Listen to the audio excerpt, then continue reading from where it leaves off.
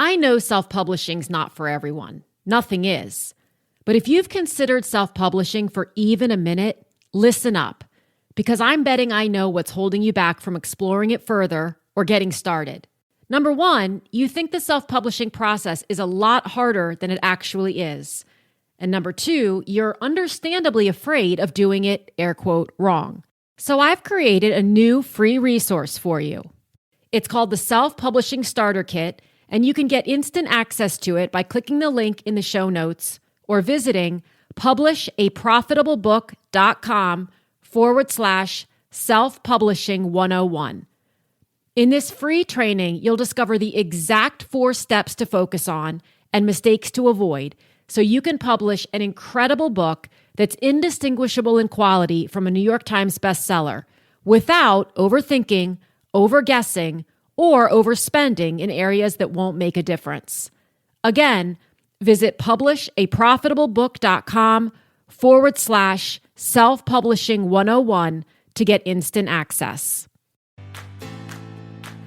Welcome to the Write the Damn Book Already podcast. My name is Elizabeth Lyons. I'm a 6-time author and book editor, and I help people write and publish powerful, thought-provoking, wildly entertaining books without any more overthinking, second-guessing, or overwhelm than absolutely necessary.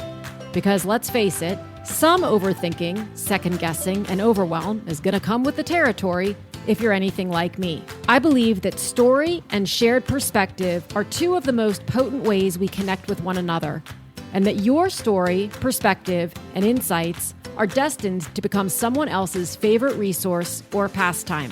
For more book writing and publishing tips and solutions, and plenty of free and low-cost resources, visit publishaprofitablebook.com. And for recommendations of fabulous books you've possibly never heard of, book writing inspiration, and the occasional meme so relatable you'll wonder if it was created with you in mind, follow me on Instagram at Elizabeth Lyons Author. Despite the fact that we lament, or maybe it's just me, social media often, I really do hope it doesn't ever go away for more than an hour or 2, because it is how I connect with some of the most amazing people. I don't believe in coincidence. And the other day I was posting or scrolling or watching someone do something hilarious, and a video popped up for me. It wasn't even on my For You page. I don't even know that I know how to access that page, to be clear, but it just popped up. And it was this darling young adult author named Lauren Kay, who was making a video about traditional publishing. And it was about whether or not it's the best choice or the misconceptions that people have. It caught my attention. And the more she talked, the more she had my attention, because her perspective isn't that there's only one right way or that there's a wrong way or there's a magic bullet, but that there is a right way for everyone. And what it really comes down to is understanding the differences between the different publishing approaches and then being able to decide which one is best for you. So I immediately messaged her and said, hey, will you come on the podcast to talk more about this, without even knowing yet that she helps authors who want to go the traditional route write compelling query letters. And this is a topic that almost every author who's interested in securing a traditional publishing deal and knows that they need to secure agent representation first struggles with, because it's like, how do I write a query letter that stands out? So that got me even more excited to have this conversation, because I wanted to ask her about some of the missteps or mistakes. And I hate that word.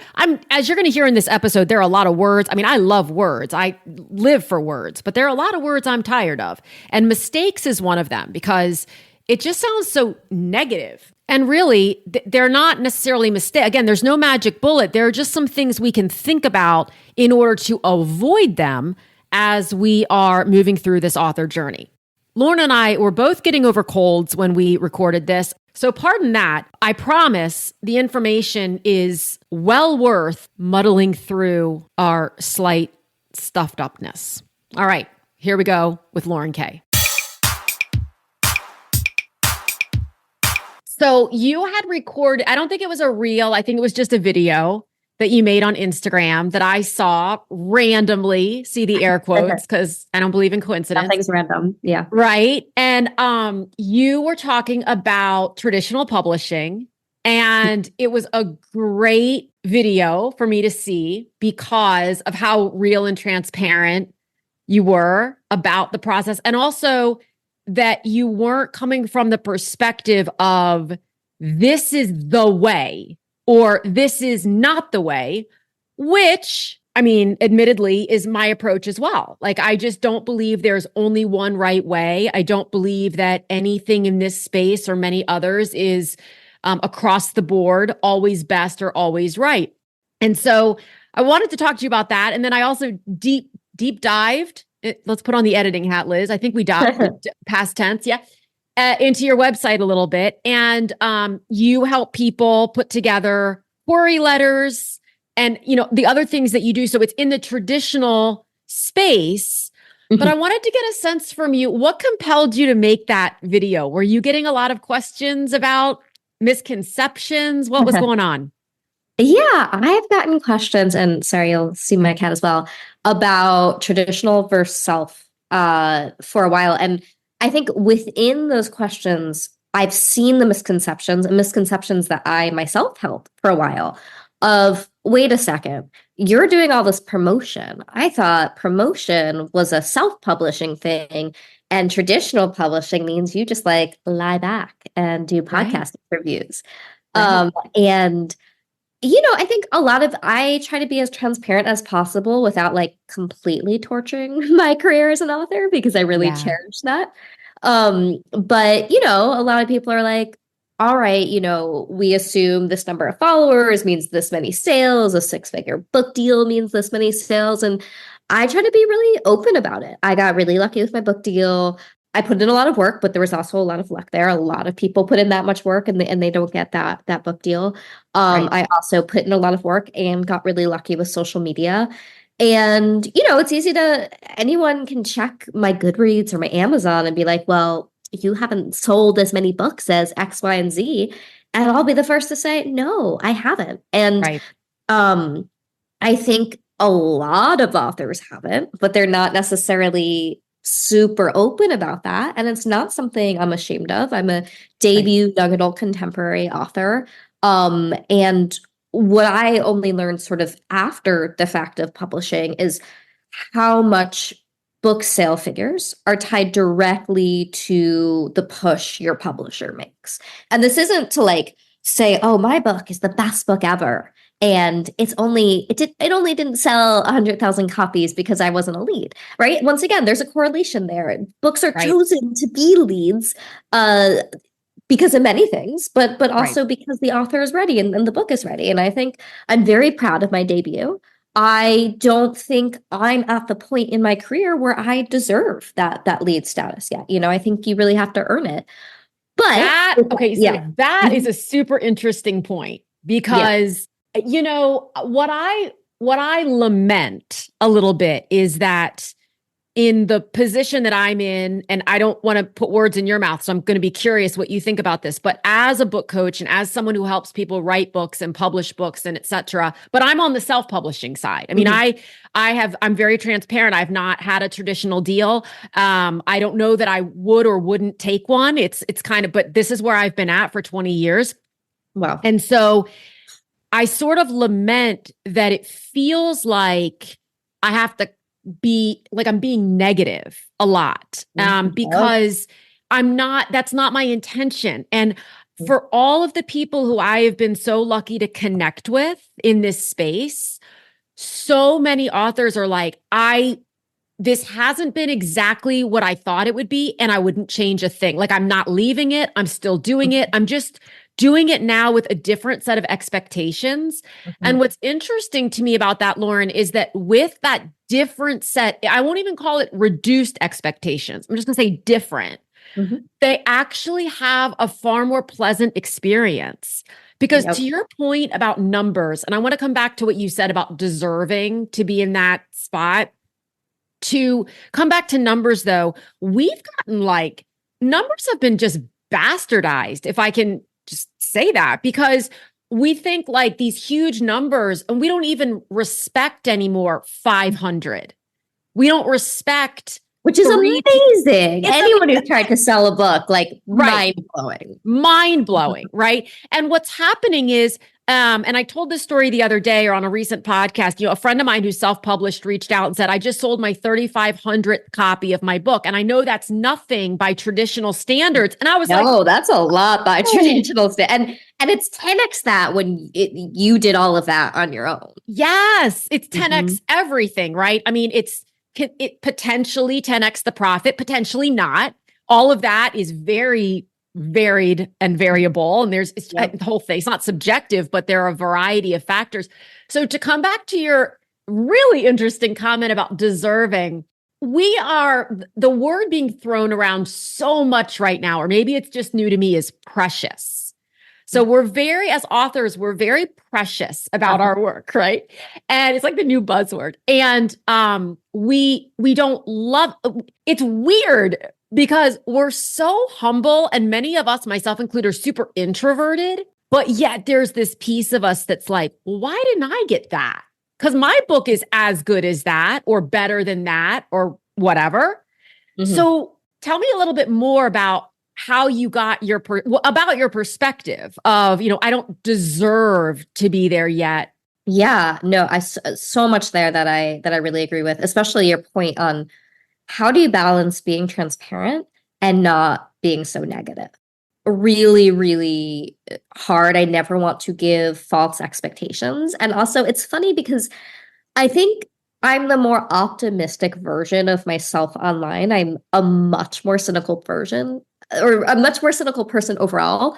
But it's all true. Like they exist at the same time. And every time I'm talking to an author about their story, like I'm not bullshitting. Like this, I just couldn't, and I really do think that people have such valuable stories.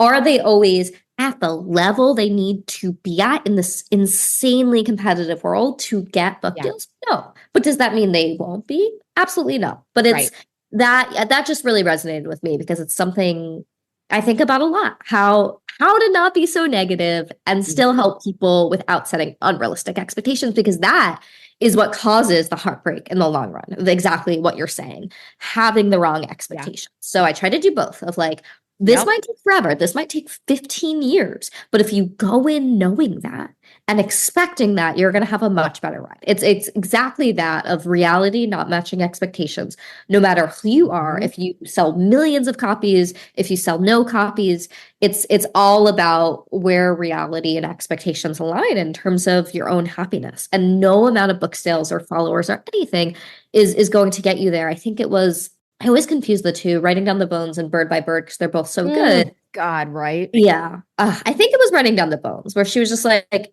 if you think having a published book or being a best-selling author is going to fix that giant hole where you're not happy, you don't want to get do all that work, get all the way there, and then be like, oh shit, I'm still like deeply miserable.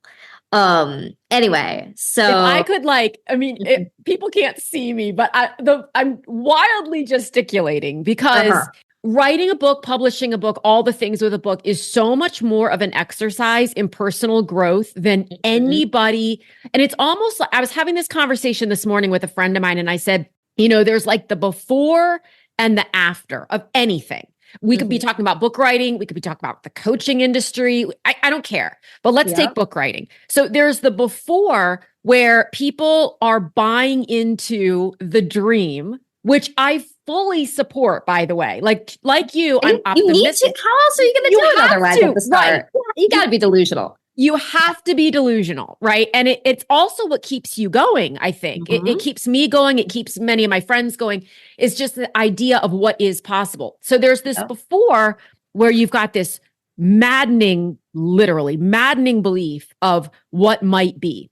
Then people, when you're in the before, people who are in the after or in the intermediary will say, well, here's what it really is. Like people even listening right now might be hearing us and going, all right, well, that's your experience. Exactly. I'm going to blow it out of the park. Right. I'm going to be different. Then, and the challenge is, Lauren, when they get to the after, that's when they go, oh man, you were right. But and then hopefully they still keep going.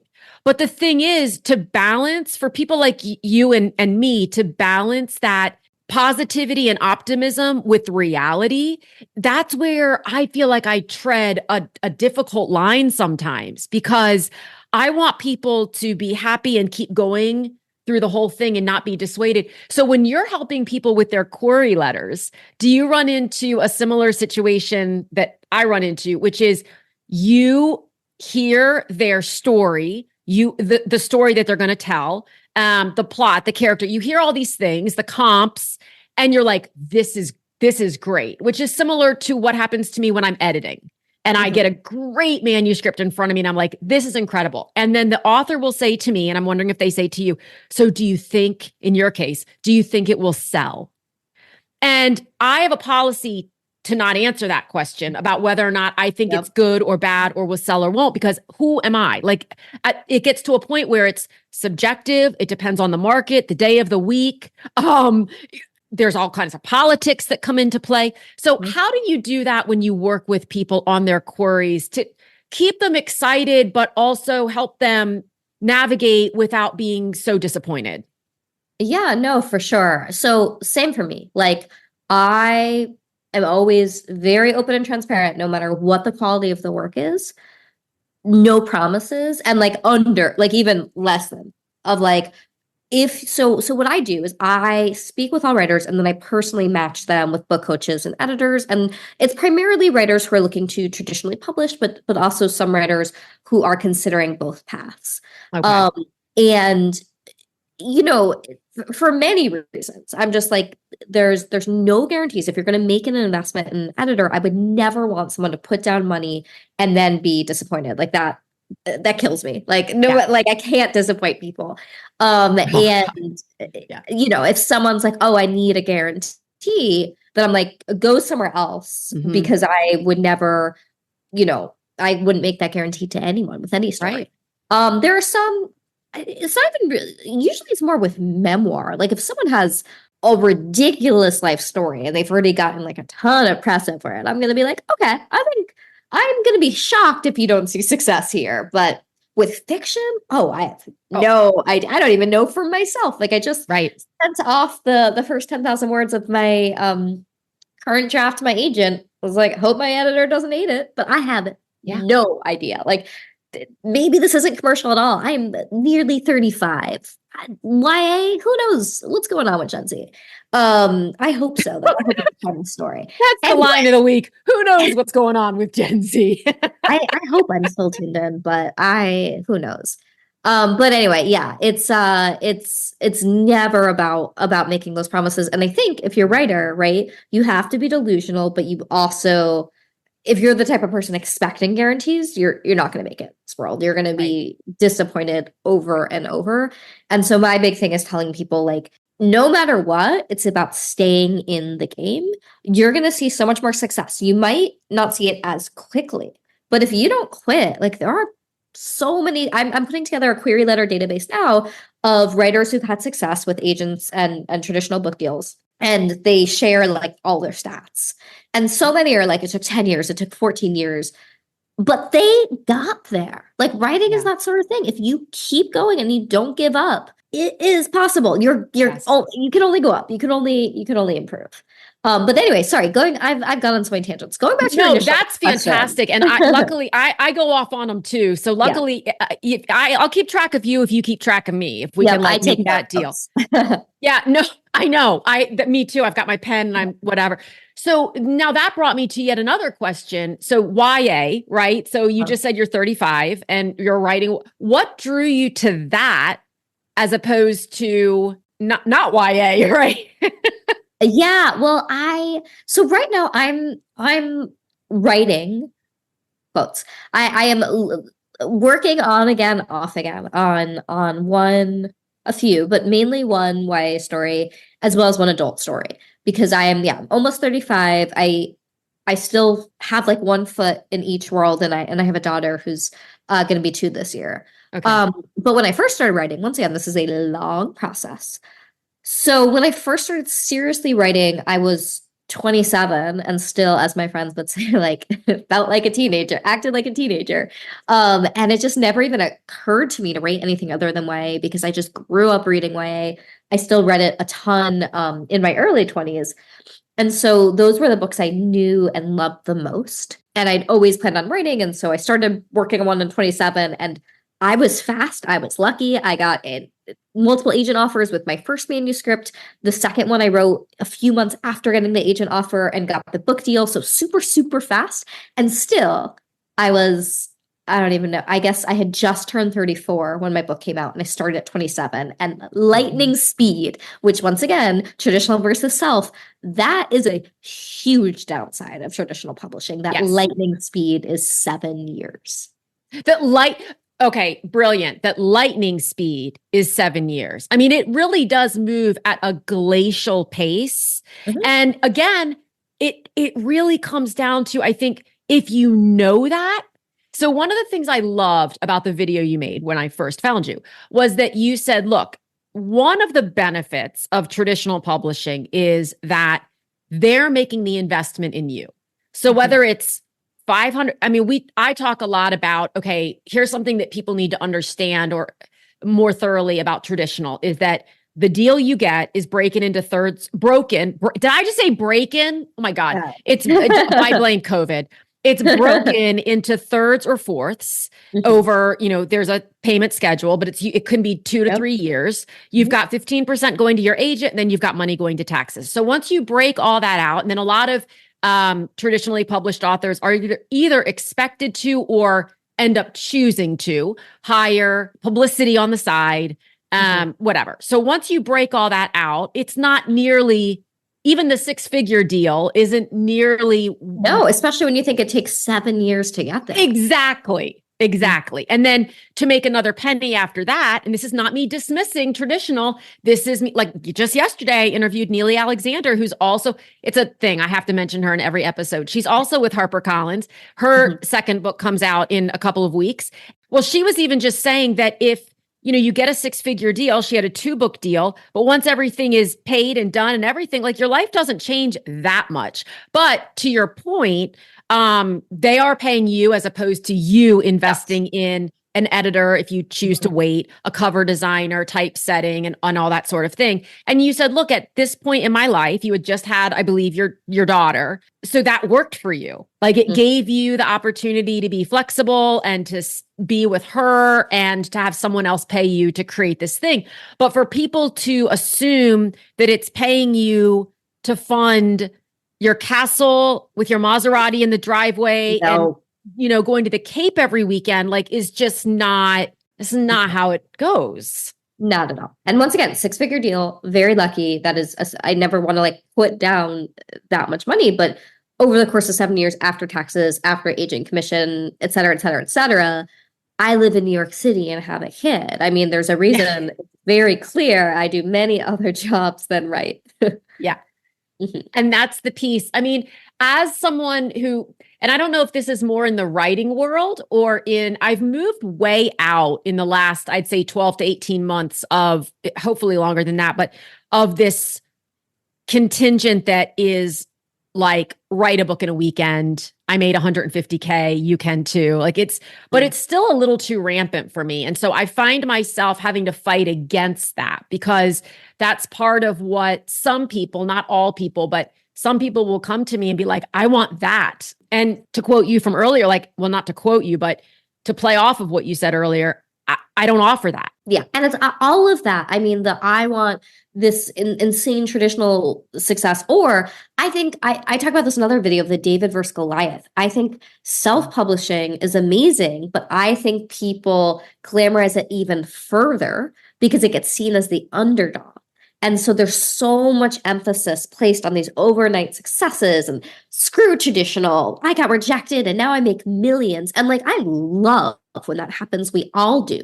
But the chances of it are so small. And it's, once again, we don't want people to have their reality not meet their expectations and to think that will just happen when in reality, the people it happens to are the type of people who probably also could see success with traditional and the type of people who could see success with anything. They're expert marketers, they're expert writers, Bingo.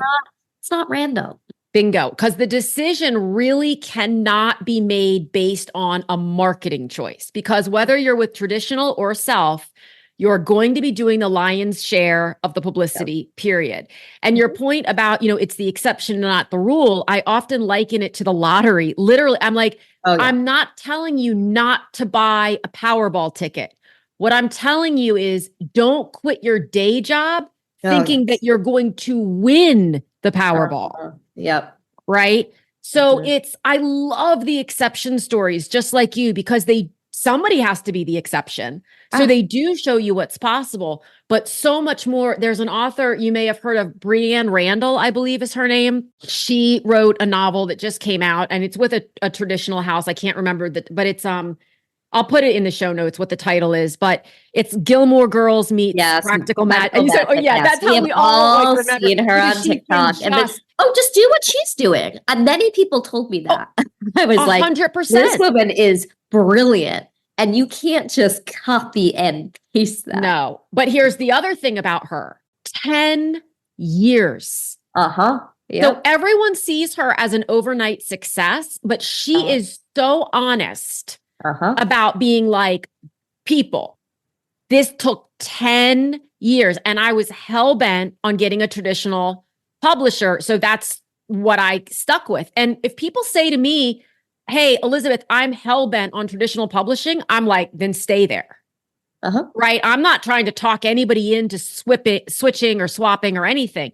But 10 years, it's like, do you remember the app Angry Birds? I mean, if not, I was going to be like, Lauren, how in touch are you really with Gen Z? I don't know if that's even a Gen Z thing. That might be millennial. No, it's not. It's whatever I am, because I spent an entire Easter. My children were like, Mom, it's been 8 hours. I'm like, listen, I'm on level 52. Don't talk to me. But here's the thing. Angry Birds, again, people saw that as an overnight success. That was like their 51st app that company had built and tried to launch. I mean, don't quote me on that. It's not the exact number, perhaps. It was nowhere near. It was somewhere after 40. Yeah. Can we talk about queries for a minute? Because that's just something that's not my area at all. So I would love to get your feedback on that. What are some of the biggest, I don't want to even say mistakes, but you have a great reel that is like 5 things, and you show a book in that reel that I'm reading that I'm in love with. It's Red, Lisa Cron.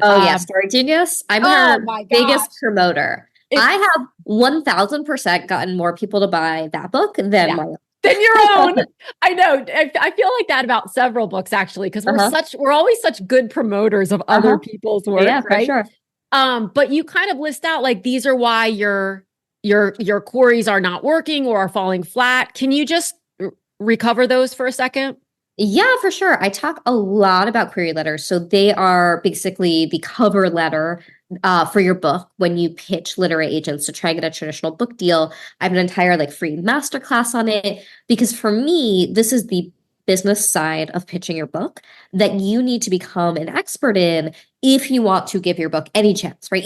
People spend years writing their book, and then in their heads, they're like, well, I know this is the best book ever, so I'm just going to shoot it out. Just write a query letter and send it out. And it is the completely wrong ratio. You want to be spending weeks obsessing over your cover letter to optimize your chances, because you have to put yourself in the shoes of a literary agent. And so for me, I was a mentor once for Author Mentor Match, which I think unfortunately a lot of these pitch competitions have ended because people ran them as volunteers, as full-time jobs, and which was amazing, but I don't think it was financially sustainable in the end. Anyway, I was a mentor, and my inbox filled up as if I were a literary agent with hundreds of query letters. And you go from being like, how could this literary agent ignore me in 1 second, to being like, ignore. Like you just don't have the time. Yeah. You have a full-time job as an agent representing your clients. And then you go into this endless inbox and you're like, misspelled name, letter too long, cops to Hunger Games. And you have to do that, or else you will not have time to eat, sleep, see your kids, do your work. And so they look they look for excuses to quickly reject, and then they take the remaining time, and everyone who's passed through, now they're going to sit and read more closely. So top mistakes, it's not even like, oh, you misspelled. A big one is a period letter that's too long. The top mistake I talk about that I think has been the biggest newsflash is fantasy writers who say this is the first in a series or the first in a trilogy, when really they should be saying this is a standalone novel with serious potential. And the reason for that is because agents similarly have to pitch your book to editors, and editors have no idea how your book is going to sell. So they want everything to be able to sell as standalone, because if that doesn't sell well, they're not going to They sell want out. Okay. And that means you have to write your book as having standalone potential. This is mind-blowing and sometimes upsetting to writers. But once again, I would rather reality, right? Give transparent advice and not just be like, oh, why am I getting ignored by so many agents? Well, and especially right now when we look at people like Sarah Moss and Rebecca Yarrow, and yes, and they're finding even Colleen Hoover, right? Like finding incredible success or found it through a series. And we can go back if we want to talk about, sorry to say it this way, but if we want to talk about white men, they've been doing this for decades, right? We've got John Grisham and John Patterson and Clive Cussler. And I mean, they built entire series around a character. So it makes sense. If you think about it, it makes bingo. Like logically, it makes sense. Okay, write one, get people invested, then give that one away for free to tie them into the next thing. It's just, we could do a whole episode just on this and why that thought process makes sense, but doesn't work. Right. Yeah. And also, the biggest investment people are making is their time. And I think that's one of the many, many misconceptions people have of like, oh, if something is free, or like, why won't people just read this? Getting people to do anything offline and like sit and read is so hard. Regardless of whether your book is, a $27 hardcover or free. Sometimes it's the free that's harder to get. $27, that's been like semi-validated as like, oh, other people have spent that. Right. So that, whenever I sell anything from free to thousands of dollars, like sometimes the higher priced, the more it sells, anytime I offer something for free, it doesn't go necessarily get interest because it requires people's time. It has to have value. Well, again, this is a completely separate topic, but for anybody who's listening, who's a coach, that was an interesting part of my coaching journey is I started with really low priced products, like, because I wanted them to be accessible. And what was happening was people were coming to me and saying, I want to work with you one-on-one. What would that look like? And that was exponentially more expensive and more people were buying that. Right. Because people want the value. Yeah. And that doesn't mean that that's right or wrong. Like I could go on for days on tangents about the term high ticket and how much I can't stand it and all of that. The bottom line is that's not what we're really even talking about in any of this. It's knowing where you want to be as an author. Like, why are you, for example, if you're giving your book away for free, why are you giving it away for free? Is it to hit a bestseller list because you've just given, and then that doesn't even matter because nobody's reading the book you gave them for free. You didn't make any money off of it. You got to say for 23 hours that you were a bestseller and now no one knows who you are. Like it's a whole thing, but it's a lot of like looking for shortcuts when in reality it's, going back to Practical Magic meets Gilmore Girl, 10 years, no shortcuts. You just see the top layer and you think, oh, I just copy and paste that shortcut. But that is the only visible layer with the years and years and years of hard work and rejections beneath it. It's saying, well, if I just go to REI and buy a really heavy coat and some good boots, I can climb Everest next week. Yep. Right. And the craziest thing, and I've had this conversation with a couple of different friends and guests and random people at the grocery store. Why is it, I wonder, I'm still wondering this clearly, so please have the answer, that when people think I want to do a triathlon, I want to run a marathon, or I want to hike Everest, and they're not they're not David Goggins, right? They're not innately already primed to do that. They don't think, oh, this will be easy. There's a 10, like they know it's going to take time, energy, effort, pain, and it might still not work out. Yep. And they're still willing to do it. But then we come into this space, and this space being the author space or even the coaching space, and thinking, I'm one funnel, hate that word too, or I'm one, I don't know, like brilliantly copied idea, to go back to you saying, if you could just copy Breanne Randall, which you can't, I don't know. So what is it, do you think, about this space specifically where people are still thinking this isn't a long game and can't like get into making the long game fun? Right. Yeah, it's a good question. I mean, I think it's a few of like the exceptions that break out overnight. They get an undue amount of attention and people think it applies to them. Yeah, I mean, it's not physical, right? Like you just start running a few miles and you haven't trained and you realize you can't do it. Versus with writing, I think it's also just that we perceive our writing in such a different way. I talk about this in a few workshops that I've taught, but there's this big, it's called the curse of knowledge. And so we inject all of this info that we already know about our stories onto the page, even if it's not there yet. And it can be so hard to get a story on the page in the way that your mind sees it. Yes. And so we often overvalue our work and then don't understand why an agent or our readers are running.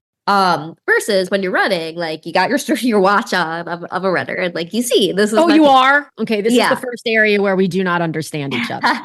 But you see your pace, you see how many miles you've gone, and you don't lie to yourself. Except that one time I took my husband's watch very early on in running, and I came back and I was like, I just ran a 7:30 mile. And he was like, no, you didn't. You're just wearing my watch and the GPS got screwed up. That's fantastic. But and what's even more interesting about that, to take this, because I always take things too far, is if you had actually believed that, like if he had let you keep believing that you would run a 7-minute mile, you might have gone out the next day and actually come closer to doing that. I mean, that's the thing that I think is so interesting, is that if I were to train to run a marathon, and I will not, and like I would know it was going to be awful, and I would be thinking, I can't even run to the stop sign. I would not be thinking I can do 5 miles on day one. Therefore, when I ran past the stop sign, I'd be celebrating. Exactly. As opposed to beating myself up and being like, oh my God, you only made it 3 miles. When in truth, if I ran 3 miles right now, Lauren, it would be a miracle. Like something, I'd have to be on something. I don't even think there's a way. So that is what I want. And it sounds like you too I'm just passionate about, if you know it's going to be that, you can get into it and have fun with it, because there's so many great people in this space. Oh yeah. Yeah, exactly. I think it's changing the mindset of what the benefits are. Because if you think getting a traditional publishing deal, I remember reading this from someone or in some book. She's a top YA author and I love her, but I can't think of names on the spot. And she's a very, very popular author, and was just saying, when your book comes out, you just think like, happy birthday. And then you like walk into a bookstore, no one knows who you are, cares, nothing happens. Your book might not even be there. And let me tell you, I had that experience like the day I didn't even know that was a thing. Day my book out, I went to different bookstores around Brooklyn, and like some had it, some didn't, and no one cared nothing changed. And so it goes into those expectations. And coming back to your first question, how did I change them? I think, as you said, like writing is the best teacher. I was the least patient person ever, just expected things quickly and got disappointed. And writing broke me in the best way. And now I just don't care. Like there are metrics that I will just check over and over again for certain things, like obsessively for the smallest things. And no one would believe this. I don't look at anything related to I don't look at book sales. I don't look at any figures or reviews. And even, in the few times that I'd have, like one day my agent was like, oh, your book sold a lot of copies this week. And I was like, oh, that's because my social was doing well and I was promoting my business. And I was like, I guess people bought my book without me meaning to. So even when I do look, it doesn't affect me. When like former me, it would like destroy me or make my day. And so it just came to a complete reset about about expectations of what I'm in this for, because I realized no number of reviews, no number of book sales was going to like make me happy. I had to be in this for more than that. And for me, it's the community and realizing I could have access to that community regardless of whether I'd published a book, regardless of the number of copies. It's getting to have calls like Mm-hmm. these, you know? Mm-hmm. Um, but that change, it takes being no one, I can't just give that advice and someone's be like, oh, okay, I'll just stop caring. You have to be broken over and over and over Yeah. to get to this state of Zen. You have to be broken over and over and over to get to the state of Zen with the hands in the, yeah. I mean, I have often said, and nobody, I honestly think it's fair to say nobody. I try really hard not to speak in superlatives, but in this instance, for whom the people I've talked to, I think it's true. Nobody believes me when I say your launch day will probably be the most anticlimactic day imaginable. Uh-huh. I too had all 6 launches that I've done, not all 6 of them, but like the first 2, maybe not the first one because I was desperately naive for the first book, but maybe the second and certainly the third. I don't know. It's like I thought fireworks were going to like there was going to be a flyover. I mean, obviously I didn't literally think that, but the rest of the world just keeps going. And just because you're traditionally published, thank you for mentioning that, does not mean that you're going to be in every bookstore. And just because you're self-published does not mean that you can't be in a bookstore. In most cases anymore, you're probably not going to be in every bookstore unless you are at the top tier of this, unless you are a lead, right? It's just, and that isn't necessarily a bad thing. I think a lot of people think that being in a bookstore is the measure of whether or not you're a real author or a good author. And I disagree with that. Right. And it's also not a forever thing. All these things I didn't know. Like your book can be there one year and then they take it away to make room for a new book. Yep. And those returns aren't necessarily fun. Yeah. So when you're a traditionally published author, the returns, it's not like you have to pay any of that back. You don't have to pay your advance back, but it can affect what happens in the future and how many marketing dollars you get and whether you get another deal with that publisher and on and on. And as a self-published author, it can absolutely affect you financially because, you know, they pay out at 90 days, but the unspoken, unwritten return window is often 6 months, not 3 months. So if you get paid by Ingram or whomever your distributor is at the 90-day mark, which you typically will, and then the book, you know, the bookstore returns it at the 4-month or the 5-month mark, in many cases, you're going to get a bill in the mail. What? Yeah. It's happened a few times. I wouldn't say it's rampant, but I would say it's happened. And if I've heard of it, you know, at least 3 or 4 times, it's happening probably quite a lot more than that. Shockingly, I mean, tangent, but that they don't like hold some on reserve. Like I use Teachable, sell my course and coaching, and they pay out a certain percent, but then they leave, you know, some in reserves. Who did you say you use? Teachable. Oh, Teachable. Okay. Well, there are a lot of, and this is again a whole different conversation, but there are a lot of teaching platforms that do that. I mean, you know, not to get into a whole thing about PayPal, but PayPal's been known to do that too because there are so many chargebacks that happen, and then they want to have a whatever. I think in the publishing space, you know, it's always been for the wholesale pricing 90 days. As far as I know, that's always been it's 90 days. But there are some instances where I'm imagining a bookstore has enough power, perhaps, that they can say, listen, you know, we ordered 300, and they don't ever order 300, but we ordered enough of these that, you know, we want to send them back, and the wholesaler allows it. And then they have to recoup that. So it's just, again, it gets very messy in the weeds, but it's so fun. And I don't think it's because I'm a masochist. It's just like, to your point, it's the best people it's the best community I've ever been surrounded by. I just love it like nothing else. Yep.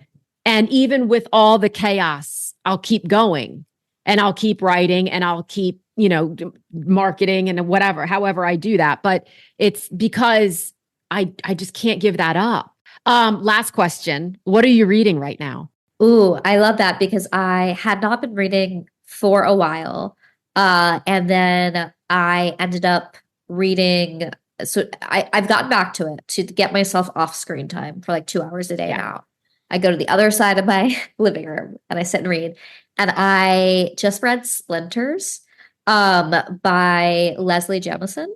It is getting a huge push. She is a big lead who has hugely earned it.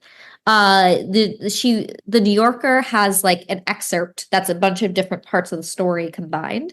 And they are pushing it as the title is The Birth of My Daughter, The Death of My Marriage. It is one of the best, most clickbaity titles. Every single person I've spoken to has been shown that article. You read the article, you're like, oh, wow, that was great. And you realize it's an entire book and you buy it and you read it in 2 days, which I did. And I just thought it was one of the best, truest depictions of motherhood that I've ever read. And it is so hard to explain motherhood until you've done it, or parenthood. And she does it so well. Motherhood and writing. I mean, Right. Thanks for writing this list. Anyway, Yes. I've been meaning, I don't usually post book videos, but I've been, once I'm better, meaning to make a video about it. I just thought it was fantastic. And now I'm reading Sloane Crosley's book, Grief is for People, which I don't have that one yet, but I'm hearing a lot about it.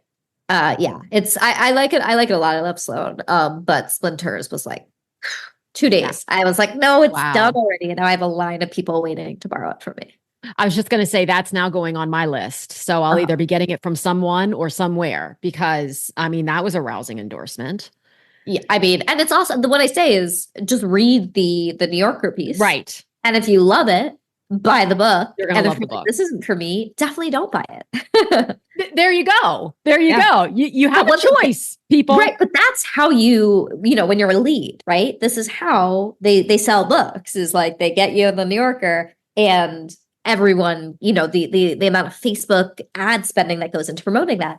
But it's not random. It's not like, why'd Leslie get that? I did. Like, she effing earned it with the time she put in and the level of genius she's at. Exactly. Well, I'm going to link, I'd love to link your masterclass on query writing. So I'll get the link from you for that. And then I'll link everything else in the show notes. Awesome. And thank you. Thank you so much. This was so fun. This was so fun. Thank you so much for tuning in. If you enjoyed this episode, this is your friendly reminder to follow or subscribe, leave a quick review, and share it with someone you know has a great story or message, but isn't sure what to do next. Also, remember to check out publishaprofitablebook.com for book writing resources and tips, and to see all the ways we can work together to get your book out into the world. Again, thanks so much for listening, and I'll talk with you again soon.